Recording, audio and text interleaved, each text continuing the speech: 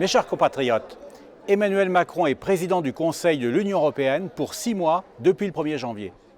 Quand il en parle aux Français, il tente de leur faire croire qu'il va réussir à utiliser cette fonction pour bâtir ce qu'il appelle une souveraineté européenne. Mais devant le Parlement européen, le 19 janvier, il a dû rabattre son caquet.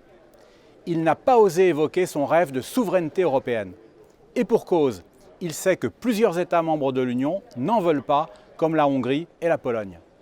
Pour éviter de provoquer leur révolte, il a donc été obligé de remballer son boniment et de se borner à évoquer le projet flou, je le cite, de faire de l'Europe une puissance. Toute honte bue, il s'est même déclaré favorable, je le cite encore, au respect de la souveraineté de tous les États européens. Même démission à propos de l'immigration. Il n'en a presque pas parlé, alors pourtant qu'il en avait le temps, puisqu'il disposait de 30 minutes pour s'exprimer. Il a dû en révéler la raison quand Jordan Bardella l'a interpellé sur cette question.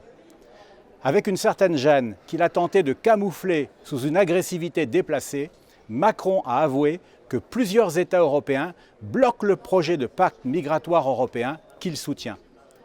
C'est pourquoi il a tenté d'éviter le sujet. Au bout de 19 jours de présidence, Macron a donc déjà échoué sur les 2 projets qui lui tenaient le plus à cœur, la souveraineté européenne et le pacte migratoire.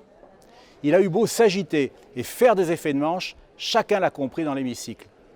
La porte-parole espagnole des socialistes européens a même fait preuve d'une certaine cruauté en lui rappelant sa première reculade, celle qui consiste à avoir dû retirer le drapeau européen de l'Arc de Triomphe sous la pression du Rassemblement national et d'autres patriotes. 0 pointé donc pour le président, ce qui pourrait nous faire rire si ce n'était pas aussi désolant pour l'image de la France. Notre pays mérite mieux que ce personnage lunaire qui le discrédite par ses foucades.